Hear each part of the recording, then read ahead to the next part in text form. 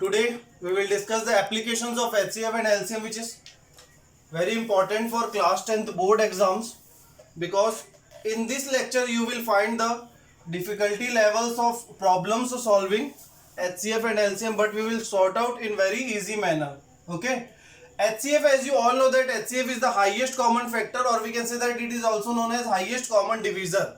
We can say that the greatest number that divides each of the numbers exactly is called HCF.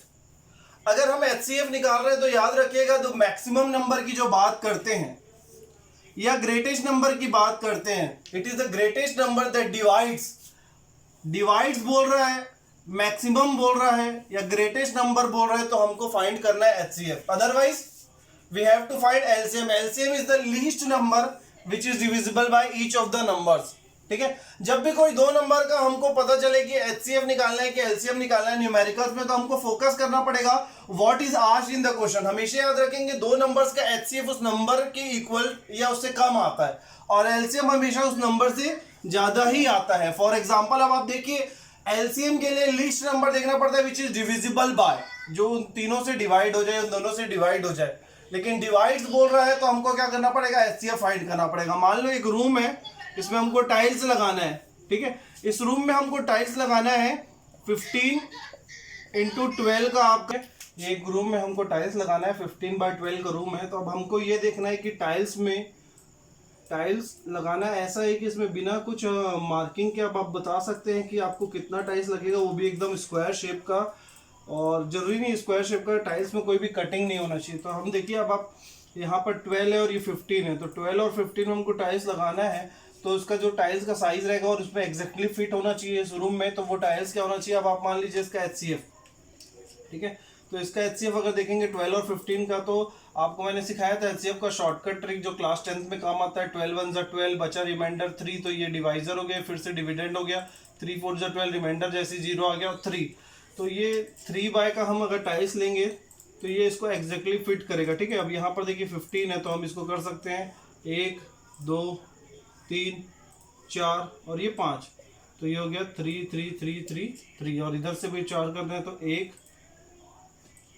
2 3 और एक ये 4, तो ये 3 3 3 3 tiles आपका इसमें फिट हो जाएगा. तो 3x3 के आपको कितने टाइल्स लग गए, 1 2 3 4 5 6 7 8 9 10 11 12 13 14 15 16 17 18 19 20 टाइल्स लग गए. ठीक है, तो अब आप देखिए इसको निकाल सकते हैं हम. रूम का जो एरिया रहेगा, रूम का एरिया कितना आ रहा है 15 × 12, तो ये हो गया 180 मीटर स्क्वायर. ठीक है, एक टाइल्स का एरिया ऑफ वन टाइल, एक टाइल का एरिया 3x3 है, तो ये हो गया 9 मीटर स्क्वायर. कितने नंबर ऑफ टाइल्स लगे, तो इन दोनों को डिवाइड कर लीजिए, number of tiles in a room, तो आपको पता चल जाएगा एक रूम में कितने टाइल्स लगे विदाउट एनी कटिंग, कोई भी उसमें डैमेज नहीं होगा. तो नंबर ऑफ टाइल्स कितने हैं, 20 टाइल्स लगे हैं. ठीक है, तो देखिए इससे हमको NCERT के प्रॉब्लम सॉल्व करने में आसानी होगा. HCF और LCM के प्रैक्टिकल प्रॉब्लम्स हम सॉल्व करेंगे. उसका सबसे एक बेस्ट एग्जांपल मैं आपको दे रहा हूँ. मान लेते हैं दो फ्रेंड्स हैं, किसी एक सर्कल का राउंड लगा रहे हैं. ठीक है, दो फ्रेंड है A और B. A को इसको राउंड कंप्लीट करने में, ये NCERT का न्यूमेरिकल है, A को इस राउंड को कंप्लीट करने में 18 मिनट्स लगते हैं और B को एक कंप्लीट राउंड करने में 12 मिनट्स लगते हैं. अब हमको निकालना है कि कितने समय बाद ये दोनों फिर से मिलेंगे सेम स्पॉट में. ठीक है, तो A को कंप्लीट होने में, रूम को कंप्लीट करने में 18 मिनट्स लगते हैं और 12 को कंप्लीट करने में 12 मिनट्स लगते हैं. B को राउंड कंप्लीट करने के लिए 12 मिनट्स लगते हैं, A को 18 मिनट्स लगते हैं. तो आप देखिए जो टाइम आएगा वो इससे ज्यादा ही आएगा 18 और 12 से. अब 18 मिनट में तो नहीं मिलेगा, 18 मिनट में तो 1 कंप्लीट राउंड लेता है, और जब A वाला 18 मिनट में कंप्लीट राउंड लेगा तब तक तो B वाला तो 12 मिनट के बाद और कुछ आगे बढ़ जाएगा. तो अब हमको ये निकालना है कि ये दोनों A और B दो फ्रेंड कब मिलेंगे एक साथ. तो हमको क्या लेना पड़ेगा, इसका LCM लेना पड़ेगा, LCM ऑफ 18 एंड 12. अब 18 और 12 का LCM क्या होगा, जो नंबर वो रहेगा जो उससे एग्जैक्टली डिविजिबल हो जाए. तो 18 और 12 का आपका LCM आता है, 12 और 18 का LCM आएगा 36. 2 6 टाइम्स में, 2 9 टाइम्स में, 2 3 टाइम्स में, 9 3 3 टाइम, 3 1 टाइम्स में, 3 टाइम्स में, 3 1 टाइम्स में, 1 टाइम्स में, 2 2 = 4 4 3 = 12 12 3 = 36. तो ये क्या होगा, ए 2 राउंड लगा लेगा और उतने ही देर में बी 3 राउंड लगा लेगा, तब ये मिलेंगे। तो टोटल इनका टाइम जो मिलने का टाइम रहेगा, मीटिंग टाइम, वो रहेगा 36 मिनट्स। तो कंसेप्ट क्या यूज हुआ इसमें, एलसीएम यूज हुआ। तो आप देख लीजिए एलसीएम हमेशा वो नंबर के इक्वल आ सकता है या उससे ज्यादा आ सकता है।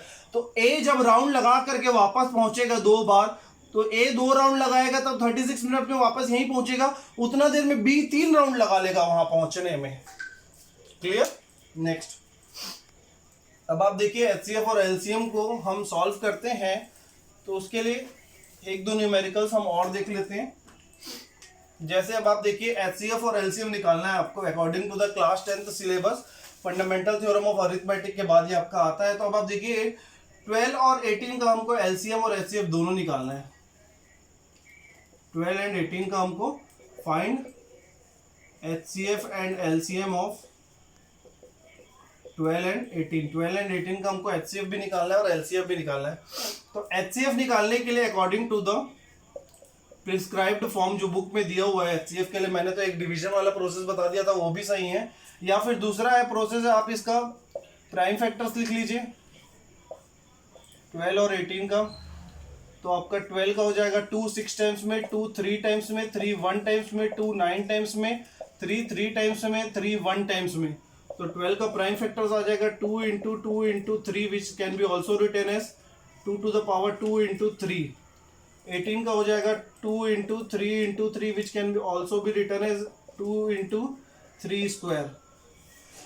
ठीक है, अब इसका हमको एचसीएफ चाहिए। एचसीएफ आपको पता है हाईएस्ट कॉमन फैक्टर।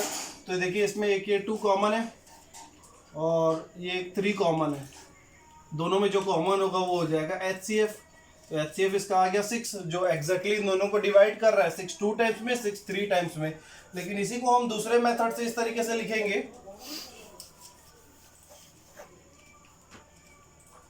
एचसीएफ निकाल रहे 12 एंड 18 का। 12 को हमने लिखा 2 स्क्वायर इंटू 3, 18 को लिखा 2 इंटू 3 स्क्वायर। ठीक है, यहाँ पर 2 टू द पावर 1 ले लेते हैं, यहाँ पर 3 टू द पावर 1 ले लेते हैं। ठीक है, तो आप देखिए इसमें कॉमन प्राइम फैक्टर्स क्या है। ये कंपोजिट नंबर को अगर आप स्प्लिट करोगे तो प्राइम फैक्टर्स की टर्म्स में आएगा। तो कॉमन प्राइम फैक्टर्स क्या आएगा इसमें, और एचसीएफ के लिए हम यहाँ पर लेते हैं लीस्ट एक्सपोनेंट, या we can say that common prime factors लिख लीजिए। पहले 2 का हो गया 2 और इसका हो गया 3। ठीक है, तो इसका आप एक्सपोनेंट देखेंगे तो इसका एक एक्सपोनेंट है आपका हो गया 1। ठीक है, लीस्ट एक्सपोनेंट हो गया, लीस्ट एक्सपोनेंट ले लेते हैं। तो 2 का हो गया 1 यहाँ पर है और ये 2 यहाँ पर है, तो इसका लीस्ट एक्सपोनेंट हो गया 1। 3 का भी 1, तो ये हो जाएगा इसका एचसीएफ हो जाएगा। जितना भी एक्सपोनेंट है उसको इसके पावर में लिख लेंगे, 2 to the power 1 into 3 to the power 1, तो ये हो जाएगा 2 into 3 which is equal to 6। Clear? Next इसी को हम देखिए एलसीएम से देखेंगे तो ग्रेटेस्ट एक्सपोनेंट में आपको और क्लियर हो जाएगा। ठीक है, अब इसी की जगह हम एचसीएफ की जगह एलसीएम निकाल लेते हैं और ये एक्सपोनेंट को चेंज कर देंगे।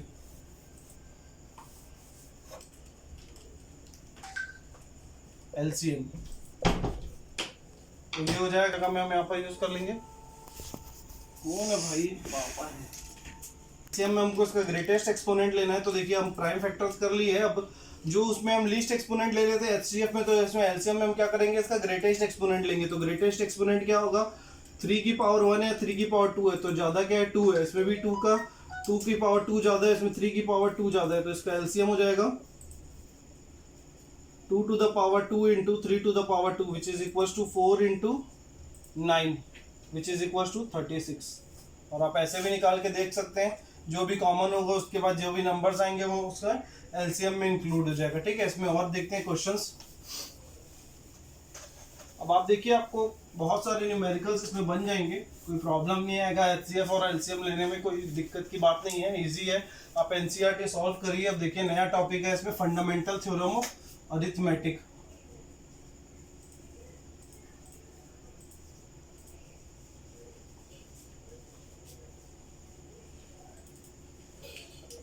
ठीक है, उसमें हम सबसे पहले जो हम लोअर क्लासेस में पढ़े हुए थे फैक्टर ट्री के हिसाब से हम कंपोजिट नंबर को सॉल्व कर सकते हैं। तो फंडामेंटल थ्योरम ऑफ अरिथमेटिक क्या कहता है कि कोई भी कंपोजिट नंबर को आप उसके प्राइम फैक्टर्स में स्प्लिट कर सकते हैं। Any composite numbers can be split into its product of its prime factors. तो देखिए इसको हम फैक्टर ट्री में बनाएंगे, जैसे कि आपका न्यूमेरिकल्स हम एनसीईआरटी के न्यूमेरिकल सॉल्व कर लेंगे।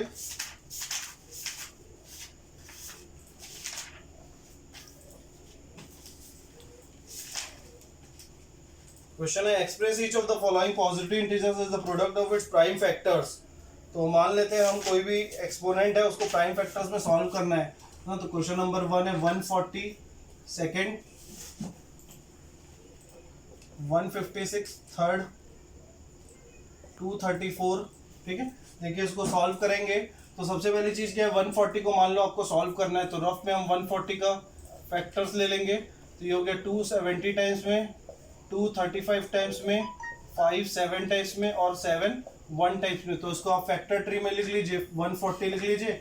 फिर इसको 2 से किए डिवाइड तो यहाँ कितना बचा 70। फिर इसको किए 2 से डिवाइड तो यहाँ कितना बचा 35। फिर इसको 5 से किए तो यहाँ कितना बचा 7। तो इसको क्या लिख सकते हैं 140 को 2 स्क्वायर इंटू 5 इंटू 7। सिमिलरली आप ये सब भी बना सकते हैं। नेक्स्ट आप कुछ क्वेश्चंस को ट्राई करेंगे घर पे, मैं क्वेश्चन लिख दे रहा हूँ।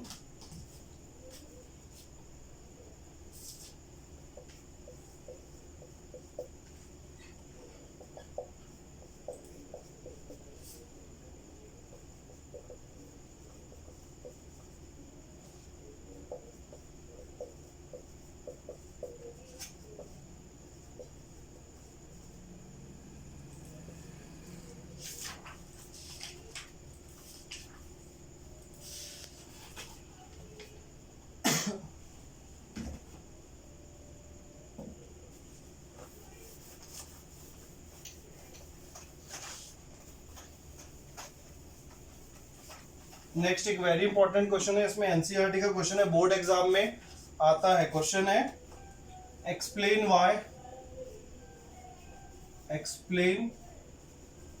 Y 7 into 11 into 13 plus 13 and 7 into 6 into 5 into 4 into 3 into 2 into 1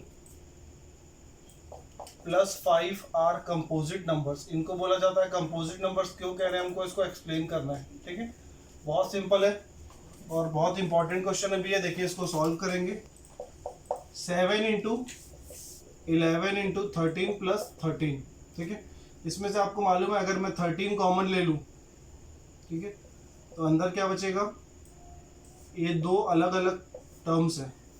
अब इन दोनों टर्म्स में मैं 13 को बाहर निकाल दिया तो इसमें क्या बचेगा अंदर 7 इंटू 11 प्लस इसका बचा 1। ठीक है, तो इसको सॉल्व करेंगे तो क्या हो जाएगा 13 into 77 plus 1, 13 into 78। 78 already composite number है। कंपोजिट नंबर को किसी से भी मल्टीप्लाई कीजिए, आंसर क्या आएगा कंपोजिट नंबर। क्लियर। नेक्स्ट देखिए, next 7 into 6 into 5 into 4 into 3 into 1, 7 into 6 into 5 into 4 into 3 into 2 into 1। इसको एक अलग टर्म मान लेते हैं, प्लस 5 को एक अलग टर्म मान लेते हैं। अब देखिए दोनों में कॉमन क्या है, 5 कॉमन है, दोनों में से कॉमन निकाल लेंगे 5 बाहर। तो इधर क्या बचेगा अंदर, इसका बचेगा ये पूरा 7 into 6 into 4 into 3 into 2 into 1 plus 1। ठीक है, इसको सॉल्व कर लेंगे तो ये क्या आएगा 7 into 6 into 4 into 3 into 2 into 1, 2 1 जा 2, 2 3 जा 6, 6 4 जा 24, 24 इंटू 42, 42 इंटू 24 कर लेंगे। ये हो गया 24, 24 2 जा 48, 8 4 कैरी, 24 4 जा 96, 96 और 4 हो गया 100। तो ये आ गया 108, 108, 108। ये हो गया 108। ये आ गया 1088 प्लस 1। ये आ जाएगा आपका आंसर 5 इंटू 1089। तो ये कंपोजिट नंबर है। आप कंपोजिट नंबर को किसी भी कंपोजिट नंबर के साथ मल्टीप्लाई करो तो आंसर क्या आएगा कंपोजिट नंबर। ओके, अब आप एनसीईआरटी ट्राई करेंगे, बाकी हम नेक्स्ट लेक्चर में देखते हैं।